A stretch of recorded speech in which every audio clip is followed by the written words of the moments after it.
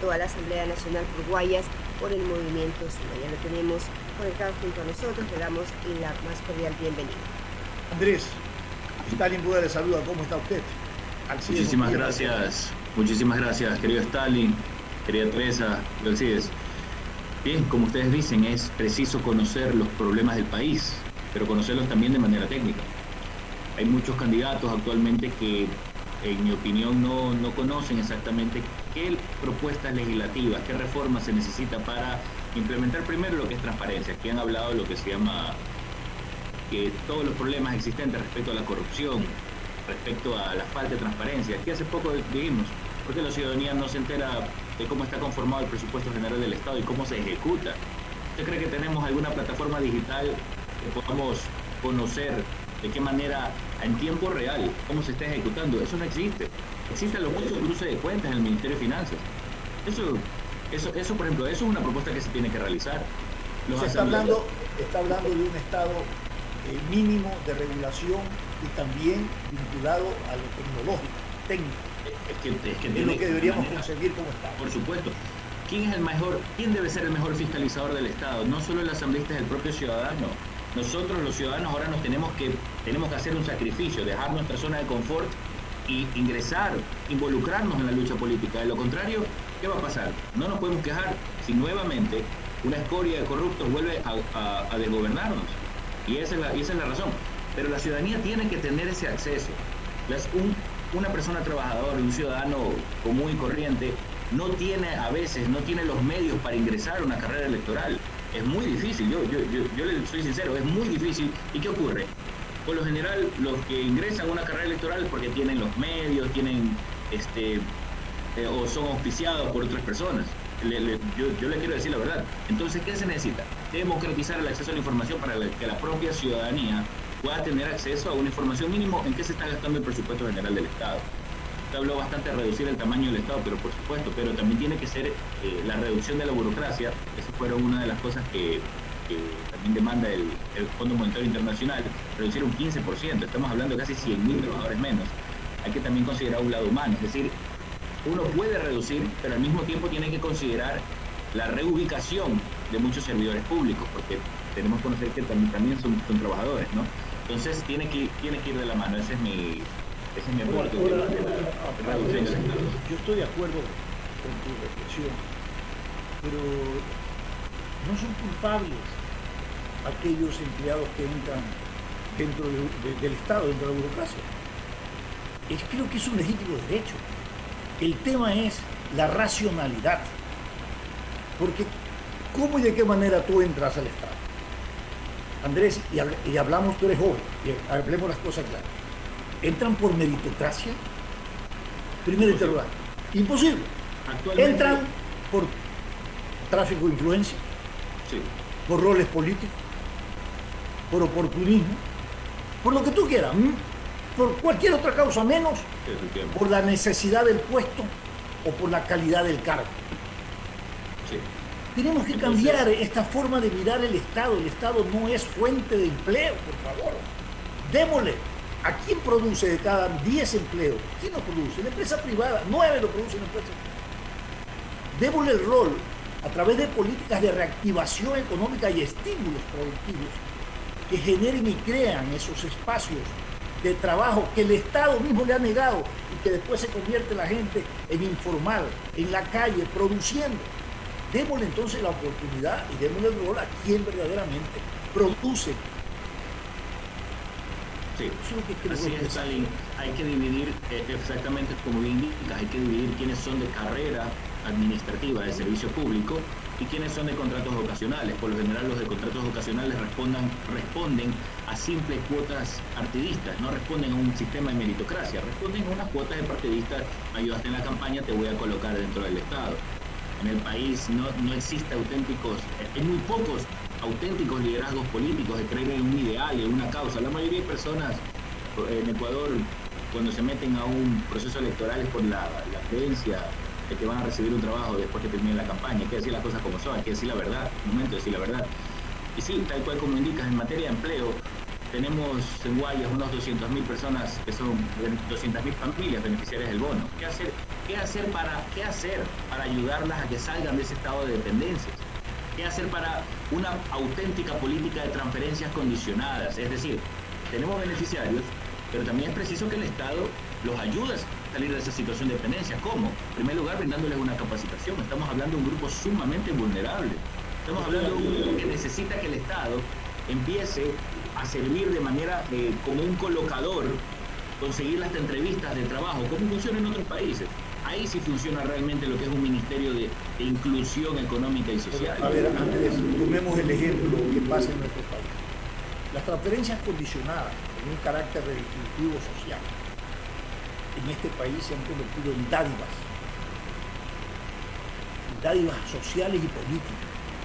No apuntan a resolver el problema de la exclusión social ni de la pobreza. Apuntan a reproducir la mendicidad. Reproducen y bajan la autoestima de la gente, que tiene que darle el anzuelo para que pesque y no el pescado. Y creas una legión de ciudadanos acostumbrados al paternalismo, y que por cierto en lo político te crea adhesiones electorales. Muchos gobernantes invierten en una redistribución del ingreso, dice que es socialmente justa para darle a millones de personas el bono de desarrollo humano, pero están pensando que esa es la garantía electoral para las próximas elecciones. Sí, y por eso han ganado muchas elecciones y seguirán ganando, y no hay ninguna transferencia condicionada, porque la transferencia condicionada, que es: yo te doy un bono de $250, tú me garantizas que llevas a tus hijos a la escuela, que vas al dispensario médico y me demuestras que eso, si no, no te lo doy. Aquí así se lo dan y se lo duplican y nunca hacen lo que tienen que hacer. Y ahí están los grandes problemas. Es correcto. Imagínense, hay casos de personas beneficiarias del bono que no se les debería darse un estímulo, no, es condicionado, porque esa es la palabra, transferencia condicionada. Así es. Usted lleva a sus hijos a la escuela, ese programa existe, pero tiene que implementarse como un tema de empleo. El Estado ya no soporta más este gasto, ya. Lo podemos ver como una inversión también. Atkins, Premio Nobel de Economía, también lo mencionaba, es verdad. Sin embargo, es preciso hacer que estas personas beneficiarias del bono que se encuentran en una posición de vulnerabilidad, hay que evitar estructuras que creen dependencia al paternalismo estatal. ¿Y cómo? Consiguiéndoles un trabajo, dando un triple al quíntuple de exoneraciones tributarias a las empresas que contraten a trabajadores que son beneficiarios del bono, por favor. Es preciso hacer ese tipo de reformas, estímulos fiscales, porque es el sector privado quien crea el trabajo. El Estado, a la final, no podemos seguir hipertrofiando a la maquinaria estatal, es verdad. Entonces, una de las cosas que sí voy a proponer a la Asamblea es una auténtica ley anticorrupción. Actualmente se ha tratado mucho de ciertos parámetros de persecución contra políticos corruptos. Está bien, pero a ver, recordemos algo, y ustedes lo mencionaron antes de esta entrevista. Aquí estamos hablando de una articulación de unas bandas delictivas con procesos muy especializados para encubrirse. ¿Cómo usted va a creer que un político va a tener todas las cosas a su nombre? Es imposible. Actualmente el Procurador General del Estado hace una lista de bienes de políticos, pero a ver, ellos no tienen las cosas a su nombre, ellos tienen cosas a nombre de testaferros. Es preciso perseguir específicamente a los testaferros y sobre todo perseguir la ruta del dinero de manera internacional. Tiene que conformarse una unidad especializada para realmente recuperar lo robado. Si no, un saludo a la bandera. Ese es el clamor ciudadano. ¿Cuál es? ¿De qué sirve meterlo preso si a la larga no se va a recuperar todo ese dinero en bienes y propiedades?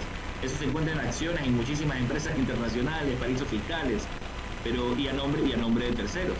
Por eso la manera auténtica de combatir la corrupción es persiguiendo a los testaferros. Y eso es lo que va a representar una auténtica ley que va a luchar contra estas estructuras. Pero no solo eso, porque tenemos que hacer una labor preventiva. Nosotros estamos proponiendo una acción de control ciudadano. Ya en la ley de contratación pública existen ciertos mecanismos, en el derecho administrativo existe, por ejemplo, lo que es el silencio administrativo.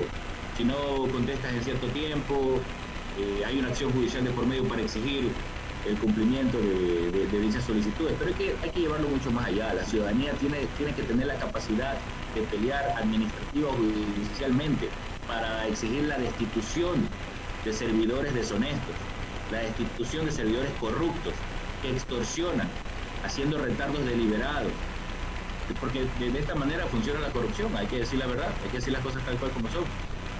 Imagínense, actualmente hay un gravísimo problema del concurso de los jueces.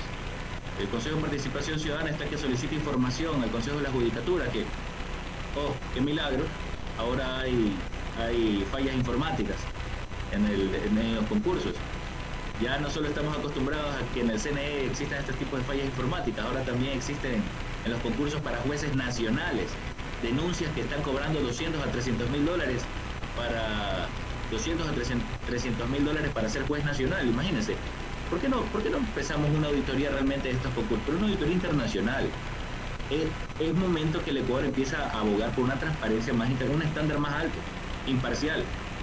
La clase política en el país, la clase politiquera en este país está muy comprometida, hay muchísimos intereses cruzados. Es momento de aplicar unas recetas que se han servido a nivel global. Licenciado. Dale, sí. ¿Podría continuar usted con la entrevista? Sí, claro. Le saludamos, abogado Andrés Santos. Lo saluda el periodista Alcides Montilla. Mire, ¿Cómo está, querido Alcides? en este programa, desde hace mucho tiempo, hemos dicho que la madre de la pus de la corrupción es la ley. Primero, la ley de contratación pública. Se dicta una emergencia como la que tenemos ahora por el COVID. ¿Y qué hace la ley de contratación pública? Eximina de la presentación de una gran cantidad de requisitos en la contratación. Entonces vienen los organismos seccionales, que nunca en su puñetera vida han dedicado 1 centímetro de su tiempo para salud, y se ponen a comprar mascarillas, se ponen a comprar alcohol, se ponen a comprar gel, etc. Viene el Banco de Desarrollo y les dice, aquí hay un dinerito para ustedes, pero solamente van a comprar cosas que tienen que ver con el COVID. En los organismos seccionales nadie sabe del tema, y ahí vienen los grandes y las primeras corrupciones. Y como le digo, Andrés, el tema de la ley de contratación pública, que facilita la contratación de este tipo de insumos de los hospitales, ahí está. La Contraloría ha denunciado más de 147 casos de corrupción solo por esos hechos. Eso hablando de lo que estamos hablando. Hablemos de la facilidad con la que la ley permite que los corruptos, cuando están presos, salgan rápido de las cárceles. La denominada colaboración eficaz. Vea el señor Mendoza, Daniel Mendoza, ya mismo sale, 2 años sale. Y nadie se pregunta, oiga, ¿cuánto usted va a devolver de lo robado? No, la ley lo que hace es facilitarle a él la salida. En 2 años sale, se porta bien, no tiene ningún problema, se consigue un buen abogado, etcétera, etcétera. Entonces, Andrés, si usted va a la asamblea, vaya con, como dice el pueblo, con las botas puestas a luchar por esto, porque la gente ya no va a permitir que en este país se siga robando la plata del pueblo, que la paguen los impuestos. Si usted va a prometer, hágalo, no prometa, porque si promete otra vez que va a presentar leyes y no las aprueba, usted va a ser otro de los tantos mentirosos que son candidatos y que siguen usufructuando y engañando al pueblo. Quiero su comentario. Sí, mire, usted acaba de decir algo muy acertado. Un asambleísta de minoría, porque si entramos posiblemente vamos a ser de minoría, nunca va a poder luchar contra la oligarquía de partidos si tenemos esta misma ley de la función legislativa, que ahora se pretende reformar. Ya se aprobó su reformatoria, la ley de función legislativa. Esta reforma fue creada supuestamente para evitar que los órganos de la Asamblea, como el CAL y la Presidencia y el Comité y la Comisión de Fiscalización, no obstaculice solicitudes de juicios políticos, solicitudes de información para fiscalizar y agilidad de trámites, ¿no? Pero le digo algo, nos están engañando. Esta reformatoria de ninguna manera va a asegurar que los órganos de la Asamblea, como el CAL, que es el Consejo de Administración Legislativa, de ninguna manera asegura de que ellos no tengan el sartén por el mango. Usted sabe que el CAL y la Presidencia tienen la total arbitrariedad para poder retener voluntariamente, deliberadamente, intencionalmente muchas solicitudes, sea de juicios políticos o sea de solicitud de información de fiscalización hasta proyectos de ley. Presidencia nomás tiene como 200 proyectos de ley represados. ¿Por qué? ¿Sabe cuál es la razón? Porque esta ley, la supuesta innovación es que pone plazos vencidos. Le dice al presidente tiene que pasar en 5 días. El CAL tiene hasta 60 días para pasar una calificación. Perfecto. Pero no les establece sanciones en caso de incumplimiento. ¿Qué significa? Pero diga la otra parte de la reforma, la más clave, que ahora para destituir a un asambleísta se necesitan 91 votos. Ya no 70 como antes, 91 votos. Consiga por 91 votos. Bien difícil, Andrés. Eso hay que pelear, Andrés. Y usted van a mayoría calificada, por eso. por supuesto. Sí, ahora recordemos que para destituir a los asambleístas, claro, es una decisión política. Es decir, una decisión política entre partidos políticos. A mí más me interesa el procedimiento penal, el enjuiciamiento penal de funcionarios públicos y dignatarios públicos, porque por ahí nosotros tenemos que empezar. ¿Por qué? A veces se puede utilizar causales de juicios políticos, estamos hablando de una persona puede caer en desgracia por un linchamiento mediático y se lo puede retirar sin un mayor control judicial. Recordemos que los asambleístas, no se requiere que los asambleístas tengan una preparación jurídico-técnica o económica, de ninguna manera. Y estos procesos de juicios políticos, en teoría, en tesis, tienen según la ley, tiene que asegurar el debido proceso, garantías constitucionales, etcétera, pero no se exige a los asambleístas que tengan una formación en derecho. Por tanto, es un poquito ilógico. Al CAL se le exige por ejemplo, que tiene que calificar requisitos de constitucionalidad. Perfecto, pero que no es necesario ser abogado para estar dentro del Consejo de Administración Legislativa. Por eso que ellos se basan también a veces en las unidades de técnico, las unidades de asesoría jurídica de la propia asamblea, pero lo que está pasando, el problema real, yo le digo, el problema real y que lo vivimos, muchas solicitudes de juicios políticos se encuentran represadas. Supuestamente esta ley iba a cambiar eso, pero dése cuenta que aquí nuevamente, si bien la Comisión de Fiscalización si pone un informe negativo, ya eso ahora va al pleno con la reforma, ¿no? Ya con el informe negativo ya no es que puede represar. Sin embargo, a la Comisión de Fiscalización se le da la potestad para archivar en primera instancia una solicitud de fiscalización o de juicio político. Andrés. El CAL, el Consejo de Administración Legislativa, ya la ha aprobado, o sea, hay un doble filtro. Y a mí lo que más me preocupa es que ni Presidencia ni el CAL tienen ninguna sanción por un retardo deliberado. Hay que hablar la verdad. ¿Cuál es el método para la extorsión, el chantaje, el soborno, la coima de funcionarios públicos? Andrés. Sí.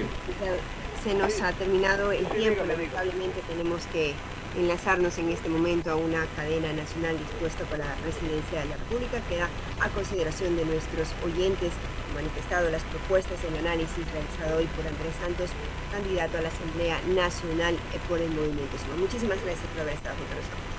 Muchas gracias, estimada Teresa, estimado Alcides. Muchísimas gracias. Stalin, gracias. Bueno, 7:16 precisamente nos vamos a enlazar con esta cadena que titulada De Frente con el Presidente, que se transmite a continuación. Luego retornamos con más de su programa Cinemas. El siguiente es un espacio contratado. Radio Atalaya no se solidariza necesariamente con las opiniones aquí vertidas.